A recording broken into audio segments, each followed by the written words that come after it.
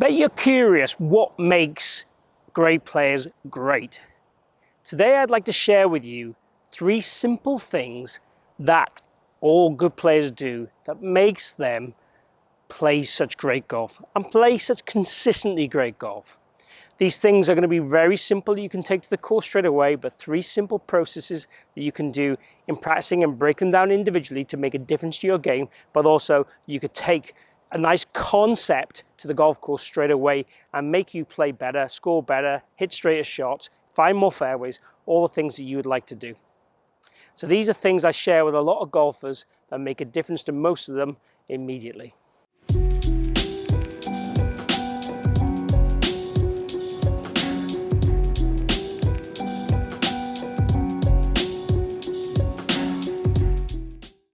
So we're talking about traits of the best players, really, or traits of good golfers, just call it that. And you know, what qualifies as a good golfer? Someone hits the ball repeatedly straight and solid. That means that they're not searching for the golf ball all the time, and not reloading off the tee, and not topping and duffing shots. So there's 3 simple things we're going to share with you.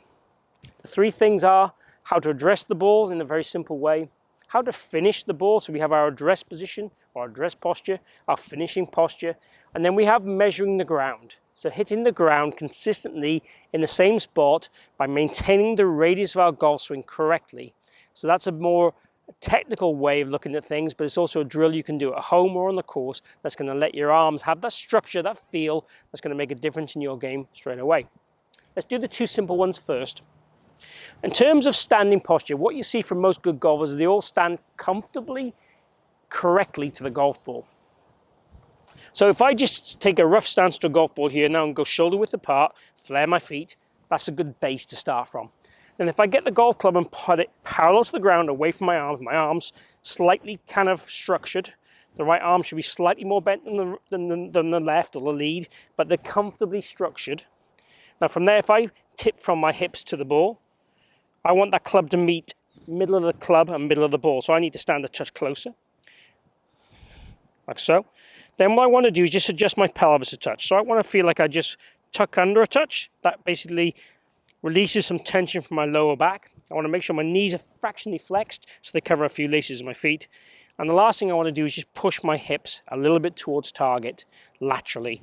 This helps set my hip levels correctly, which helps me turn in the backswing and get rotated correctly and loaded up correctly in the backswing.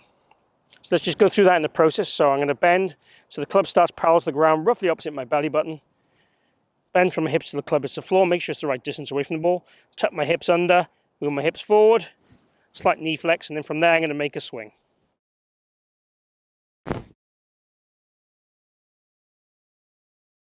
Very simple, and we could do that every single time on the course, and we can make it even more flowing than that.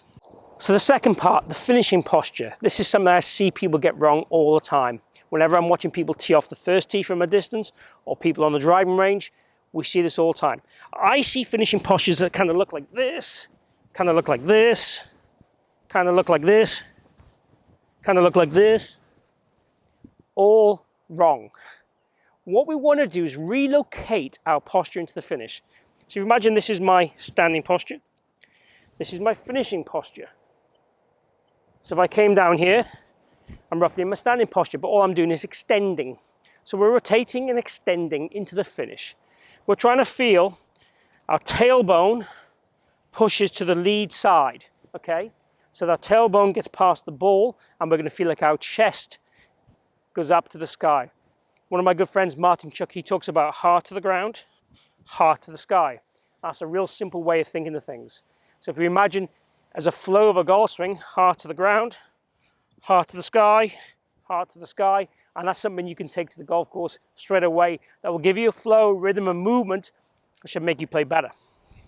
So let's take my setup. Now I'm just going to feel about my heart to the sky in the finish and relocate my posture into the finish.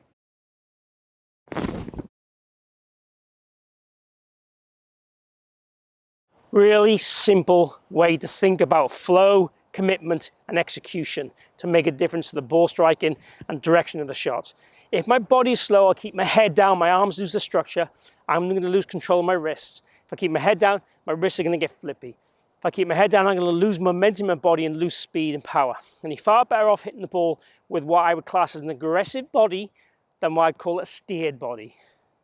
Yes, the hands are going to have a role, they're going to work, they're going to move, but we're trying to delay when that happens till the point of contact, not happening before the contact, which I talk about in some other videos about flipping. Now, point number 3 is a bit more technical. I've got a bungee here. And what I want you to do is take the bungee and put it round your neck. Put it together into your lead hand like this. So get it so it's nice and tight into your lead hand. And what we want to do then is place that on the grip. So we want that tension on the lead grip. Now when I swing through the ball, if that tension goes, I would have lost my radius of my swing. So all good golfers measure the ground correctly. What do I mean by that?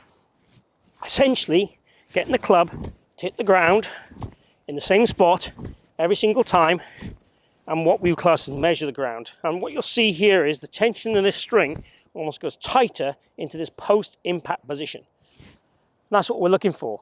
So I'm looking for you to get practice swings in the garden, hitting the ground in the same spot, feeling this bungee increase its tension, and making sure it doesn't lose tension by the arms bending, chicken winging, reducing their radius, because that'll make a difference. Now, if the tension in the string is good and the contact's poor, it's because your posture is wrong through impact. If I stand up but I have good tension in the arms, I'm still going to thin and top the ball. So then we know what else to fix. So it will give us that elimination process. But if I take my address position to that ball now, and I'm just going to hit a small shot and try and keep that tension on the string. And without doubt, the best strike of all those 3. Shorter swing, maybe it's a bit easier, for sure. Not saying it's not.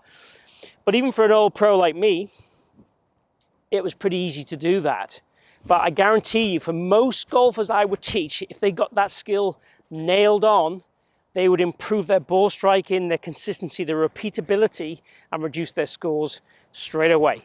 So this is a great garden drill, stroke range drill. And then on the course, thinking about the simple heart of the ground, heart of the skies as the moves would be ideal.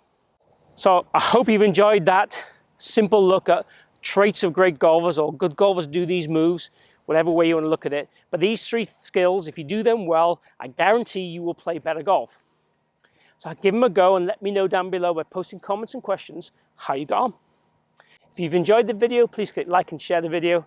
Also, if you haven't already followed me and subscribed, please hit my logo down this bottom corner. Join me on my journey. Let me help you improve your golf. Thank you for tuning in today at the Forest of Arden. Hope to see you here very soon again.